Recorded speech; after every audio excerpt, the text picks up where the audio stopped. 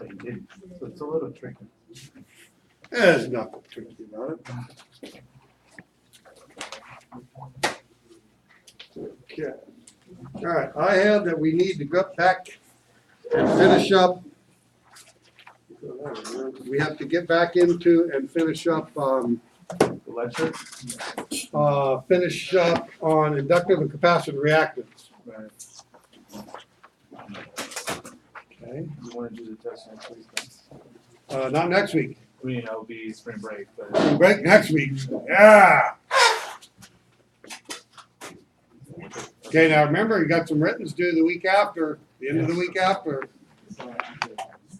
Okay, April 6th. April 6th. April 6th. That's a Friday, right? It's a Friday, and I don't know how open we are. I think actually Lonnie's here in the evening, isn't he? Yeah. Lonnie's here in the evening, but I don't know that anybody's here in the day, so. We'll just drop it in your box, right? So it would behoove you to get it done a little bit early so that you can drop it in the box. Yeah. We can bring it on the class day. As you can bring it on the day of class, you can bring it whatever you want. But don't send me an email Friday night saying, oh, I'm here at midnight and the building's closed. Okay, well, yeah, it's usually closed at midnight You get a 70 if it's turning late? if it's turned in late, Okay. unless you turn it in really late. Then you get a 0? Yeah. You see, if you turn it on the last day, you get nothing. You don't want to get a 0, bro, because it'll You affect don't your want- grade. It'll Charlie affect and the your grade. chocolate factory. Well, You get I don't know that one would, but getting a 0 on all of them will definitely hurt your grade down. Right. And especially if you close to 70.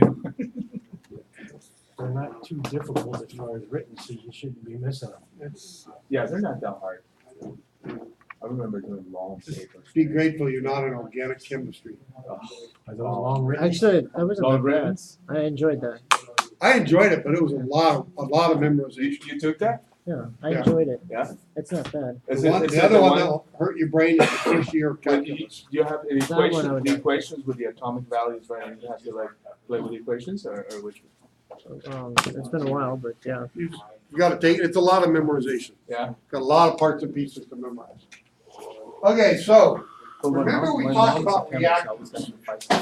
And we said in the reactants in the DC circuit, non-pulsing, just straight fixed DC circuit, reactance really becomes 0. It exists, but it becomes 0. We said that if we combine all the elements and components of inductive reactance, and capacitive reactance, and resistance, that adds up to impedance. Okay? Then when we started talking about inductive reactance, we said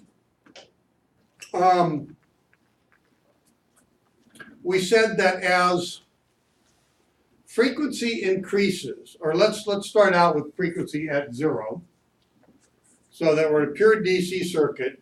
When I turn the current on, or the voltage on, current sort of lags, building up, but once it gets up to whatever maximum value it's going to get for the given resistance of the circuit, the magnetic field just sits there, pretty stable, right? No AC, no pulsing DC, the magnetic field stays there. If I turn the circuit back off, then the magnetic field starts to collapse, trying to keep the current going. But it isn't instantaneous because of this thing called hysteresis. Or really, that creates a situation known as hysteresis. So the inherent buildup of the magnetic field or the inherent collapse of the magnetic field tends to delay the onset or decay of the current. So the current has a tendency to lag the voltage.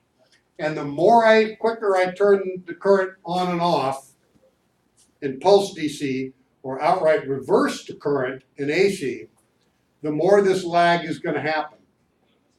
The more this reactance is going to occur, the more it's going to interfere with the flow of electricity, and the more current is going to lag behind voltage. So when I take my inductor,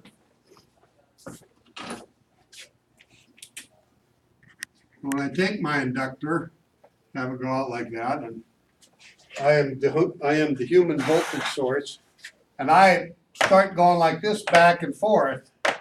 Okay, voltage is instantly high, however, current takes a while to build up. Then I reverse. Okay, now voltage is instantly reversed. Current's going to take a while to slow down, get back to zero, then start going in the reverse direction. Okay. We also said with capacitors, where in the case of a capacitor, I'll have, say, two plates like this. I have the human voltage source. And when I hook this up to this parking lot, there's going to be, if these dielectric is good, almost no resistance to the initial onset of current. Okay? This guy, all the electrons are going to be coming out, and this guy, all the electrons are going to be coming in. So when I first put my voltage source on there, voltage is going to be lugged down to zero, right? It's going to be at its bottom, and current is instantly going to start flowing. So in the case of the capacitor, voltage is going to be lagged quite a bit behind current. And then it'll come up to a point where voltage is at maximum across the plates and current is stopped completely, right? So there'll be some point where voltage becomes whatever high value, current goes to zero, but then if I switch this way, current's going to quickly start going because now I've got the polarity of the battery plus the polarity of the capacitor, which is acting like a battery, causing the current to now go the other direction. So it's really going to try and discharge quickly and then charge the other direction. So the end result is current will always lead voltage in a capacitor, and the quicker I switch, the more it likes it. Whereas if I go to here, boom, current's going to go one shot and that's it. Current's going to stop flowing.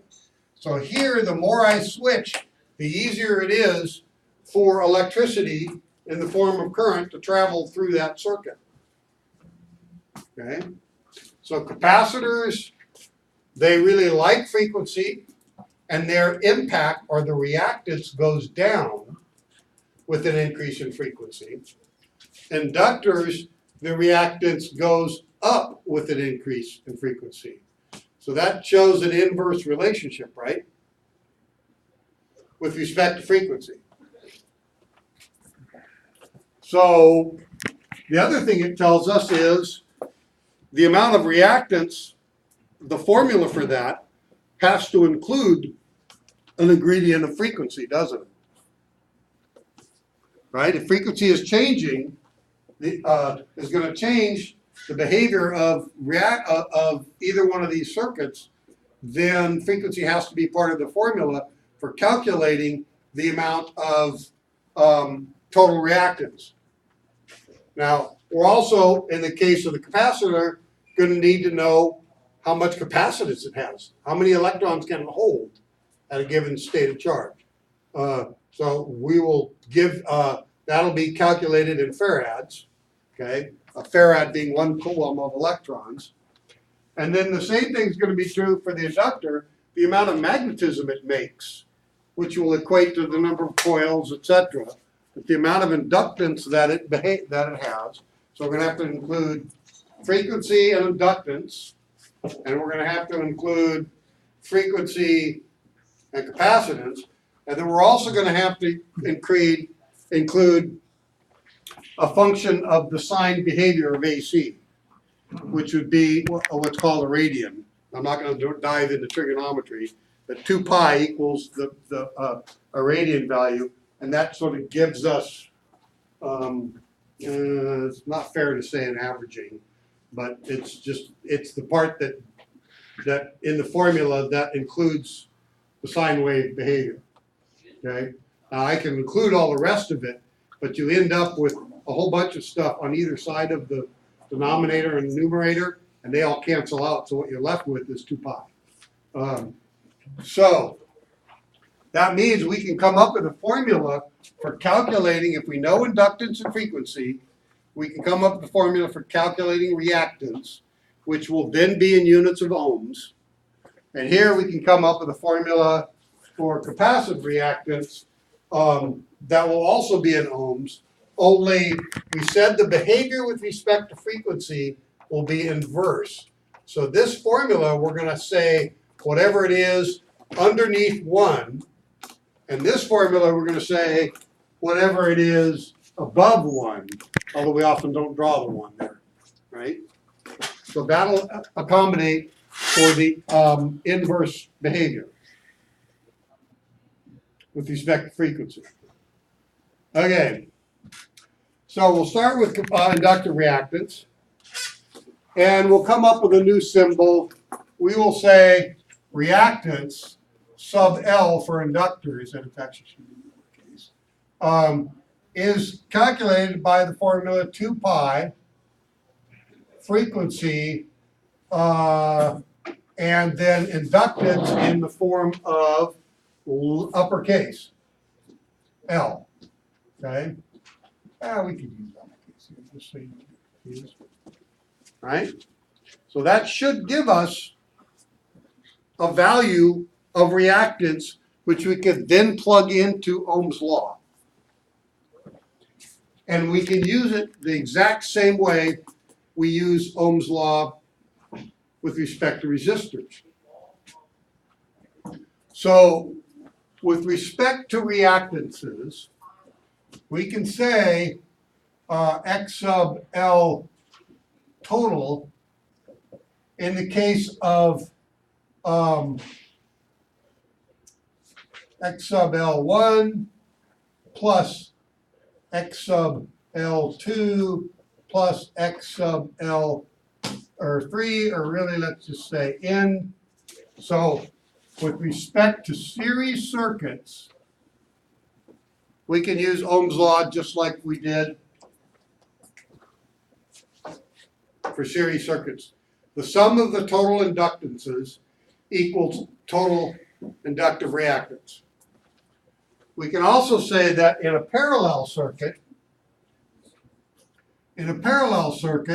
X sub L total equals 1 over X sub L1 plus 1 over X sub L2 plus 1 over X sub L to the N. Okay? So this rule, I could change this for R1, R2, R, and same thing here. So it's exactly the same.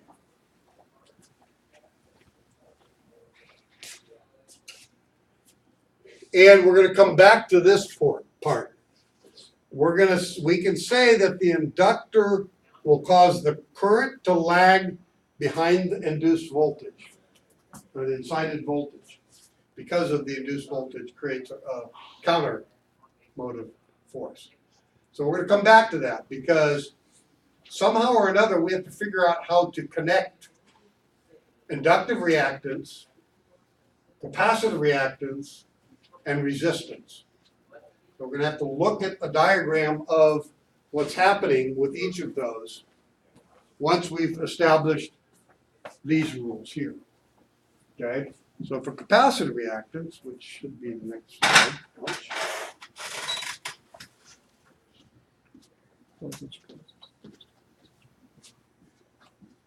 Okay. So since we said the capacitor, it likes frequency, so its behavior is going to be the inverse of inductive reactance. So where this is technically over 1,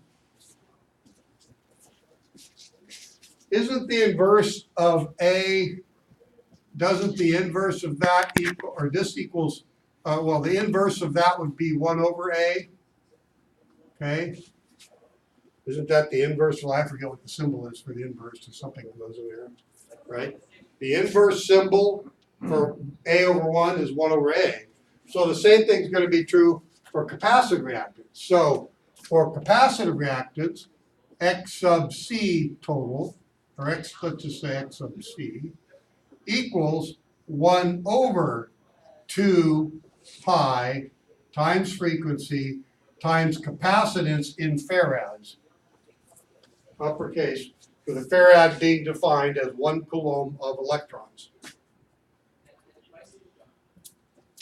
Now, what's going to affect, just for our own mental understanding of this, what's going to allow for 1 coulomb of electrons to exist sitting in this capacitor at 1 volt? 1 ohm. Well, not so much 1 ohm, but isn't the nature of the dielectric and the distance between the plate going to affect Oh, the distance. a difference of 1 coulomb of electrons? Yeah, the distance. Okay, so if I change the distance, the amount of static force, if I start pulling this away, aren't some of the electrons going to come back in? And then I won't have 1 coulomb difference between here? If I put air in here instead of mylar, instead of something else, isn't that going to affect the number of electrons, that the difference of electrons in those 2 parking lots? The medium. Okay, so a capacitor that has 1 coulomb or 1 volt of potential across it with that many electrons is going to be a 1 farad capacitor, which is huge in terms of capacitors. That's large. Okay, that's not to say that I can't get a coulomb of electrons in a smaller capacitor. I just do it at 50 volts or 100 volts, or right. But if I only had 1 ohm or 1 volt of potential across here, to get that many electrons across here, I'd have to make the capacitor fairly big. All right, so we now have a formula for X sub C. With respect to series and parallel circuits, because this is inverse, its behavior with respect to series and parallel is also inverse. And one way to visualize this is if I take a capacitor and put it in parallel like this, what have I really done? Is that any different than just going like this?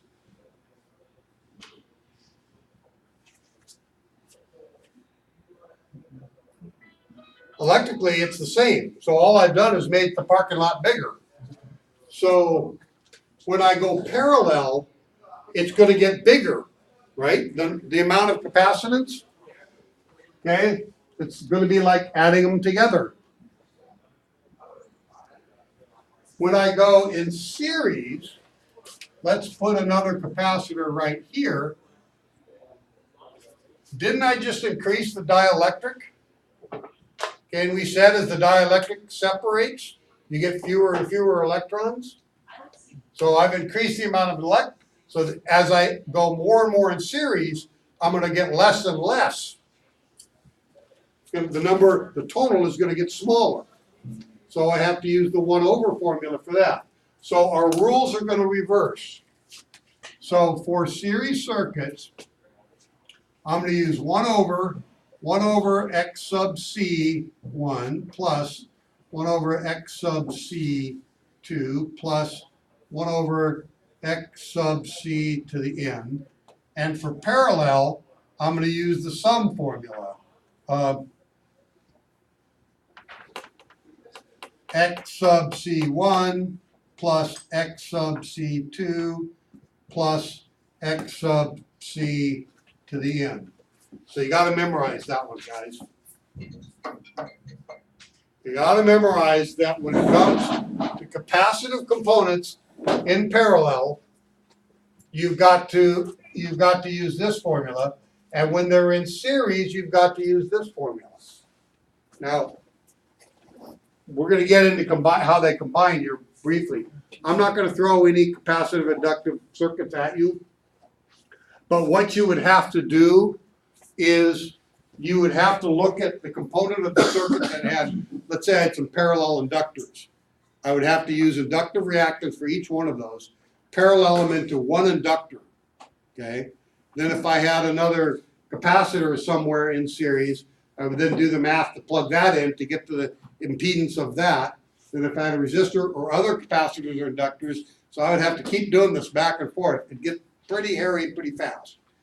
I'm not going to throw those kinds of problems at you because it's not, you're not going to ever use it. I do want you to understand, because there are some test questions, that capacitive reactance for series and parallel rules reverse, and that most importantly, capacitive reactance causes voltage to lag current, and inductive reactance causes current to lag voltage. Okay, it's inverse. Okay, gotta memorize that. Okay. So there's a way to memorize that. You like the Iceman? Eli the Iceman. So with an inductor, L, voltage is leading current. With a capacitor, Current leads voltage. current is leading voltage. Now, the important thing of this is, if we start drawing this out in a phase map, what we'll see is that capacitive reactance cancels inductive reactance, or inductive reactance cancels capacitive reactance.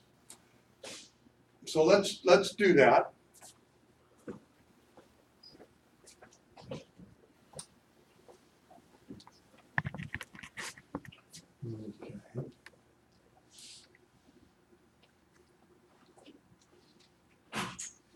So if I've got a chart, how good this pen is. If I've got a chart going this way, we'll call that time or degrees, and then this will be voltage up or down. Okay. Or current up or down. So let's see, what are we gonna pick? Let's pick, so let's pick, say, with respect to voltage being added into the circuit, with an inductor,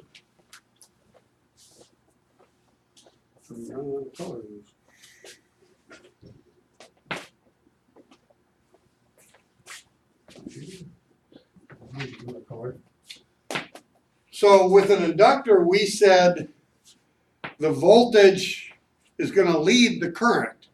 So at full phase lead, this will be the current starting here, and it follows behind the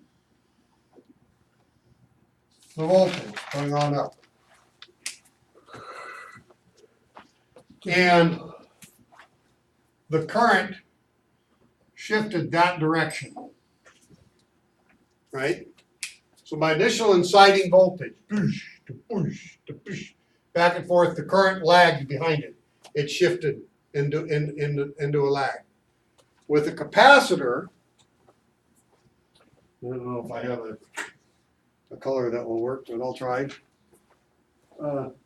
With a capacitor, we've said that voltage will lag, or excuse me, that current will lead ahead of voltage.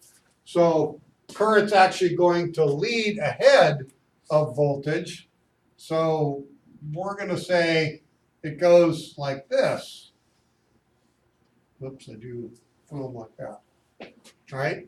So in this particular case, current's going to go that way with respect to the voltage. If the original line, okay, this is voltage, this is capacitive current, and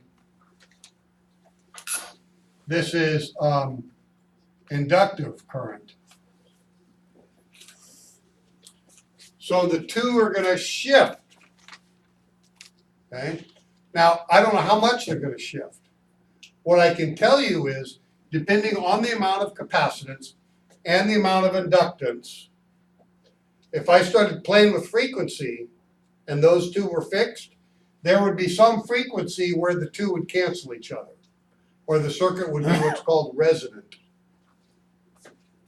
Now, that's going to be kind of a pain in the butt, changing the frequency to get to some resonant value. But if I could get those two to cancel each other, that would be pretty good, right? The problem is the rest of the circuit, another part of the circuit would need to be at a different frequency. So we're not gonna do that. We're never gonna get there. So we're gonna say, let's lock everything at a given frequency, 60 cycles per second. And then if I have a bunch of inductors, let's put a few capacitors in there to negate the reaction here. Or if I have a bunch of capacitors, let's put some inductors in there to negate the reaction, if we can. Now, of course, if I ramp the frequency up in this particular scenario, what would happen to our diagram? Wouldn't the impact or reactions caused by capacitance go down? And this would start shifting in phase, and the reactance caused by inductance would start shifting the other direction and start getting worse. Okay? So if I went to 400 hertz from 60 or something like that, it would make one get better and one get worse. Except for one, there's one point where it would be resonant. We don't know what, well, actually we can calculate that. But. So here's a question for you.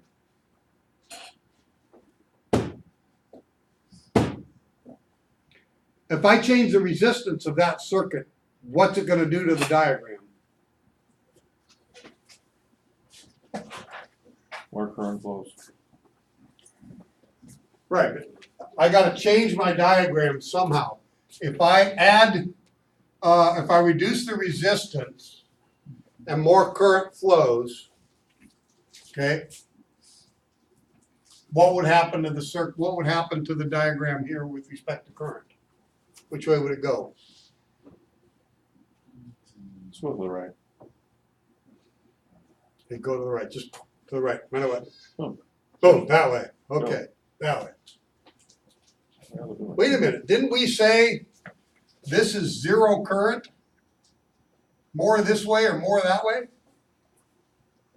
So if I reduce the resistance and more current flowed, wouldn't the direction of current change be this way, whoops, and that way, or same thing for those?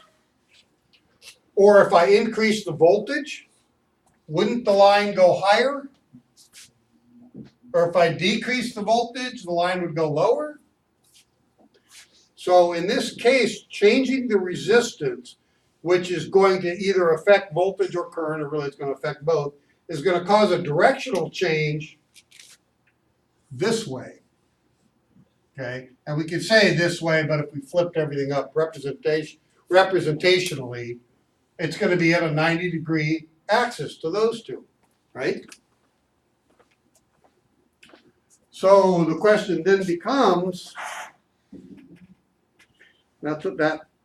how do we mathematically include resistance into the value of capacitive and inductive reactance?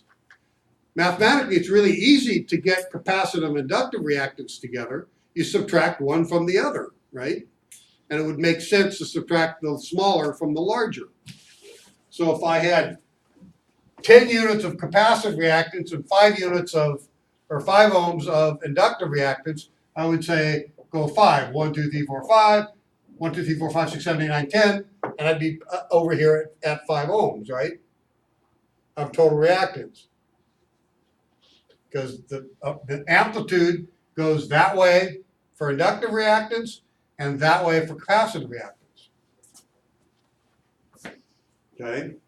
But how do I know what total impedance is? Once I've done that, how do I know what total impedance is?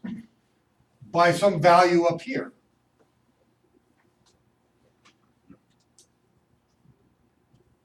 Well, isn't that value going to be represented by, I'm sort of out of colors. Let me try this one. So I'm going to go bang, bang, bang, bang, bang, then back to here. Okay, that's 5. And if I had, say, 20, 1, 2, 3, 4, 5, 6, 20 units here, isn't that going to be represented by the intersection here of those two? And the magnitude of that is going to be this line drawn there on the hypotenuse. So total impedance would be the resistance value plus the summation of capacitive capacitive and inductive reactance getting us to this point, or that horizontal distance. Well, how am I going to figure out that horizontal distance?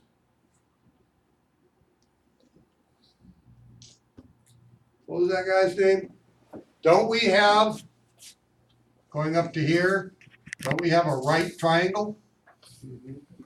Don't we know side A? And we know side B? To solve for side C, that guy named Pythagoras, right? So Pythagoras says A squared plus B squared equals C squared. Okay, and he's been proven to be right in a bunch of different ways. So, and it might help to turn this on its ear a little bit, but that's okay. We can see it either way. It's still, the hypotenuse is there, right triangle, side A, side B. So Pythagorean said, I may need to redraw that, but that's okay. Pythagorean said, that was a terrible pin. Said C squared equals A squared plus B squared, but we're really trying to solve for C, aren't we? So we're going to need to take the square root of both sides, right? Apparently I'm not allowed to draw that anymore because it looks like a gun, but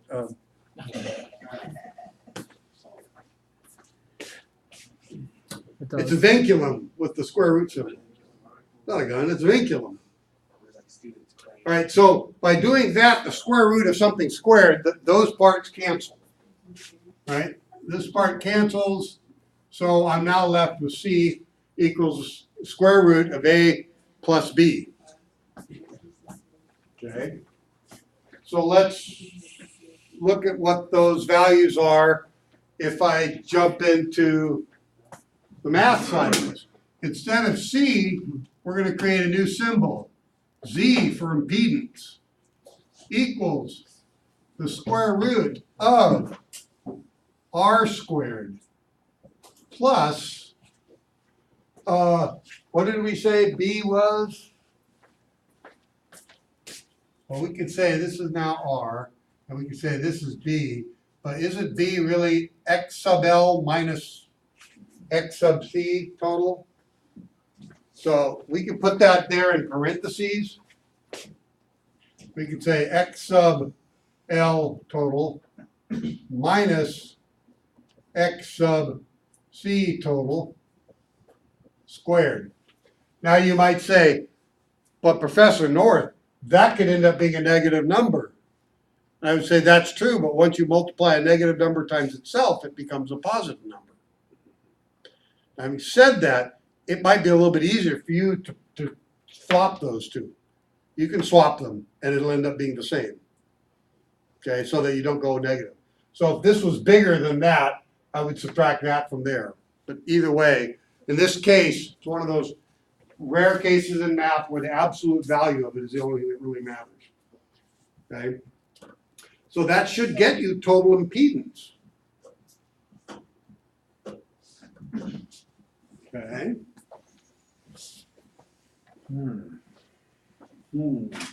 There's something in me. Now again, I want you to understand what's happening here, but I'm not going to throw math problems at you, particularly once we start getting into parallel. I'll show you what it looks like in the parallel example, and it's just ugly. So that's essentially saying what I drew there. So in this particular case, the only difference is I've taken the square root of both sides. And then in this case, I've shown that it's really the absolute value of the lesser, or the larger minus the lesser, because the one is going to cancel the other. If there is no AC, what's going to happen to the value of capacitive reactance. Isn't it as an imposition, isn't it gonna go to infinity? Okay, what's gonna happen to inductive reactance? It's gonna go to 0. What's 0 times infinity? Still 0, right? So what happens is reactance is still there, it's just 0 if you have no frequency. But as soon as I start pulsing the DC or going to AC, then reactance starts becoming an imposition. Now the way I drew this, the component that is reactance is fairly small compared to the component that is resistance. But I could have a very large inductor with very low resistance and a huge amount of reactance. So it could be that impedance really represents a large percentage of the imposition to flow. All right.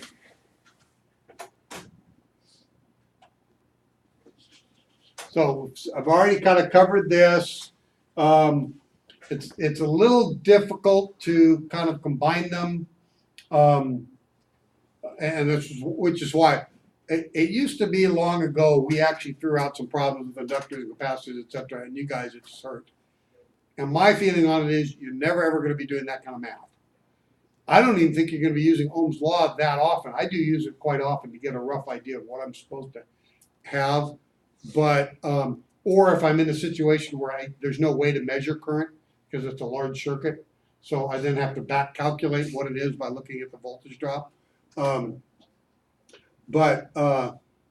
know, at the end of the day, the only reason I want you guys to be really good at all of this is so you really do understand the relationship between current, volts, amps, and now this imposition called impedance because of AC.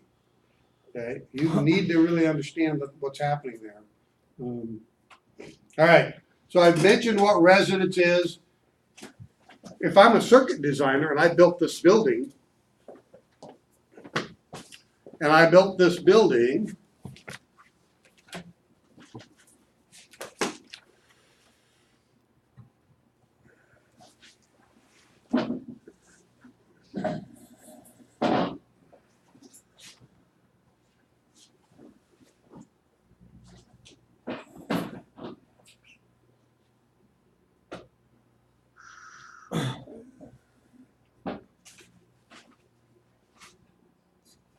and anyways, I built this building.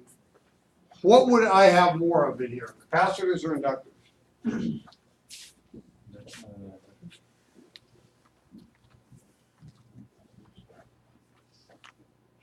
It's all going to be AC, right? Capacitors? Okay, so maybe we have to ask the question, what are inductors, what are capacitors in the building? Well, everything that's a motor is going to be an inductor, right? It's got big coils in it. Yeah. Okay, maybe even the heating elements if we've got electric heaters somewhere. Okay. Are there any things that might have a capacitive relationship?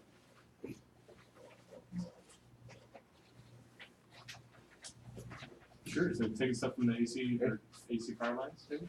Hmm? Taking stuff from the power lines and then converting it into, you know, using the building, correct? I understand this right? Are you talking about like the heaters in the building? Things like that? Yeah, okay, there's a bunch of stuff turned on in the building right now. Right.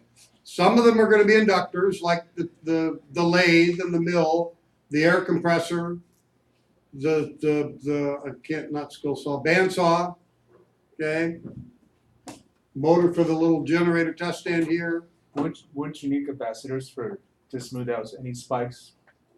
You're running a lot I of don't stuff. know. Are there a bunch of spikes coming in, or does? You're running a lot of appliance stuff, at the same time. So Okay, so how about the light bulbs? Are the light bulbs incandescent? incandescent, some of them are fluorescent. Some of them are fluorescent. Where are the incandescent ones? The yellowish ones. I don't know. The yellow ones, these?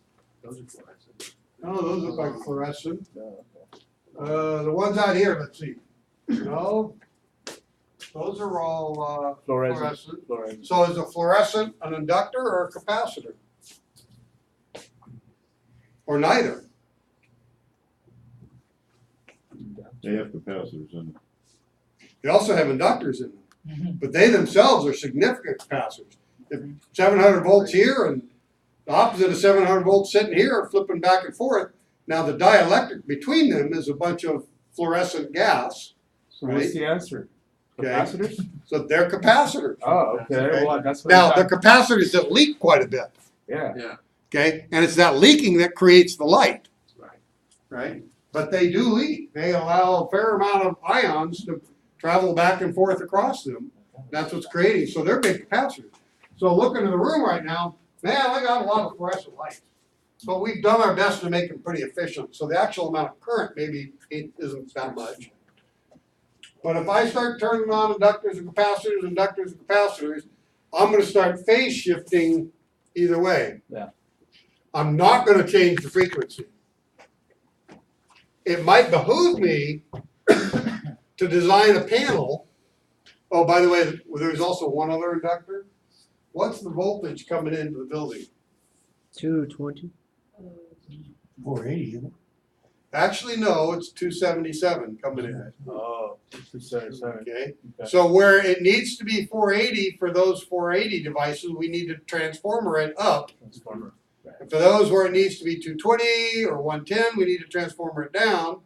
And all those transformers are, Let's go with inductors. yeah, the big Inductors. coils, right? They're all inductors. So we probably have more inductors than capacitors.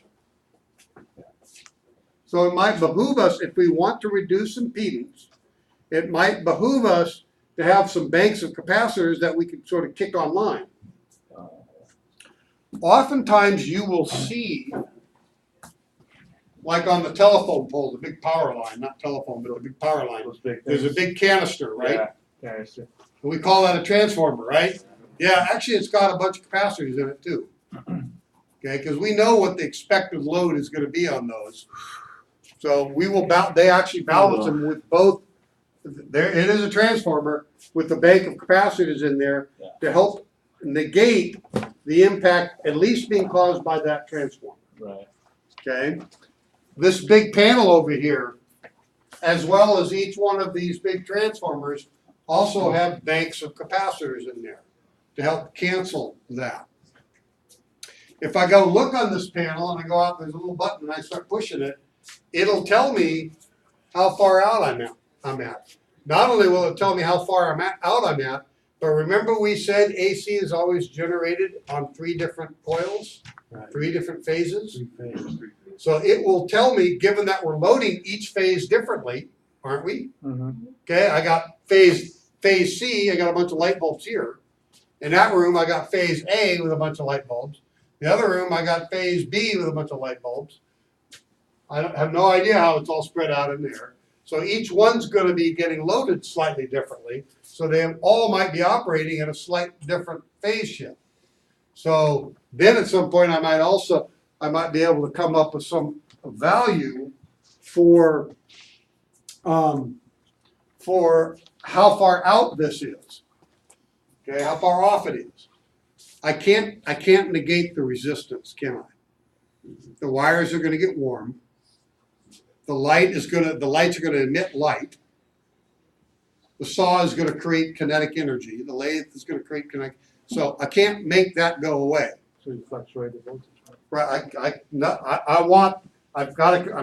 the whole point of this, is to use some of the energy to make light, to make saw blading, to make computing, Right. all of this stuff. So I cannot make that go away.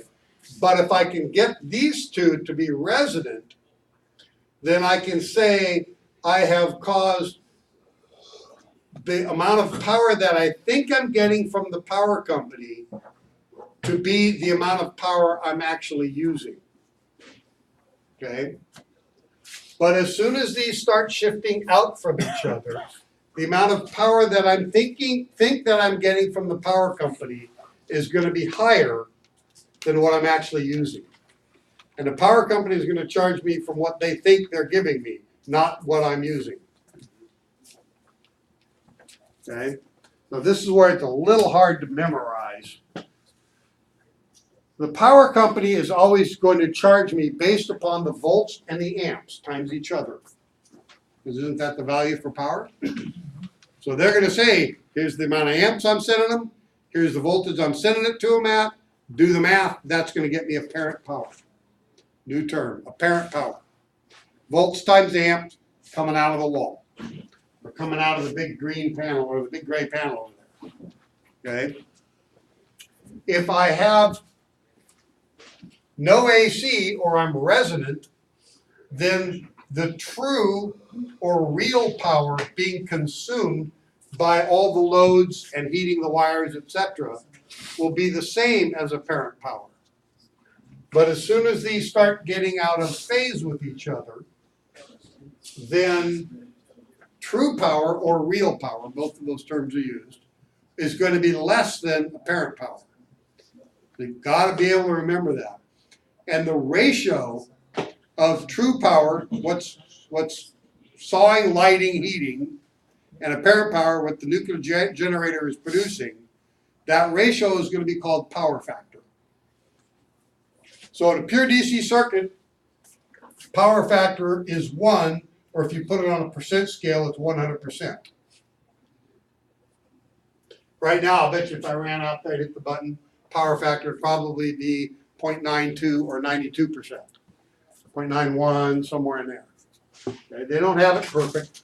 Could we, since it very commonly is, I check it all the time, could I, and I'm fairly certain it's weak, it's got more inductive reactance, I could probably buy some more capacitors, to be really big capacitors, shove them in line and get it a little bit closer. Except then when I turn everything off but the AC, it's going to go the other way, right? Okay, power factor. The ratio of apparent power to true power. True power will always be lower or equal to apparent power.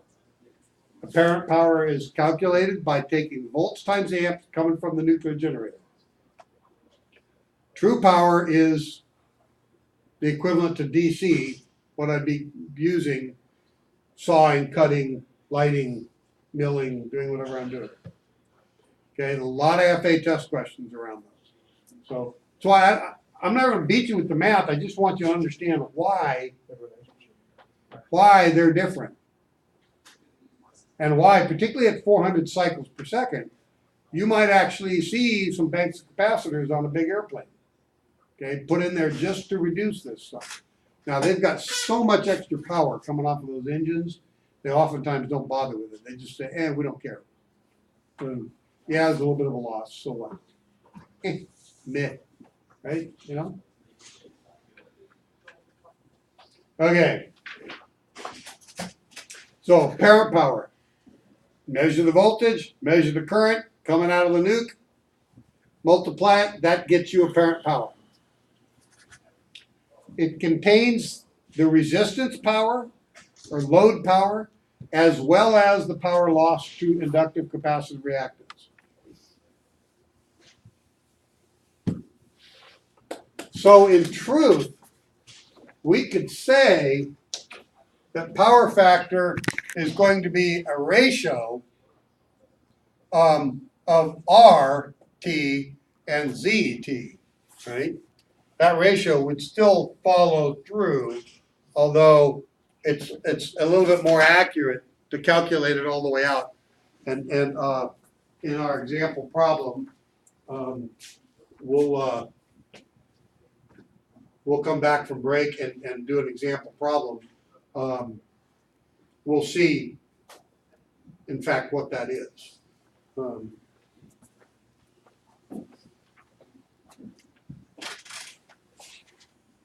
Okay, so, and then the lower formula right here, all I've done is converted it to percentage.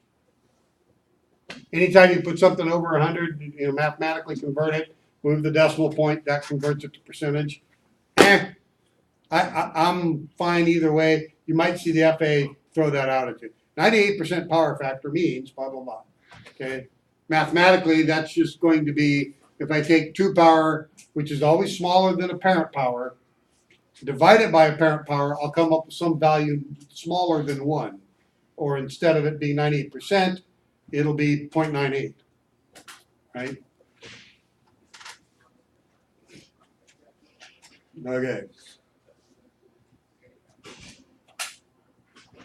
Yeah, so here I took a couple of pictures. So this is showing total power factor for phase 1, phase 2, phase 3. So phase 3 is a little bit high, phase 2 is quite a bit low. Phase 1 is also a little bit low. Now, this isn't gonna directly average them, because while this tells us what the power factor is, it doesn't tell us what the total load is on each phase. So to get true total power factor, I'd have to include what the total load is. And my guess is there's some differences in load on each one of these. Otherwise, the average of this ought to actually be more like 8.86, somewhere in there, maybe 0.87, but not 0.88. Okay. Now, at the same time, I also took a snapshot of the frequency, and notice it's pretty close to 60 cycles per second. This thing rarely does it get higher than 60.02 or lower than 59.98. Okay, they keep the frequency pretty tight. Then here, this is just showing each phase relationship, current to voltage shift. So that's the shift of voltage and current going off, but on a 3-plot diagram.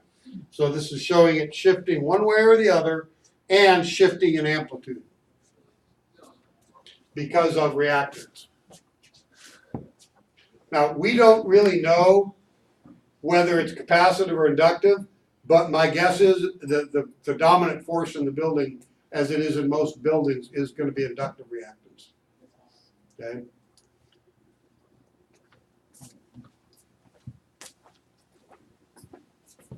All right. Okay, so and then yeah, okay.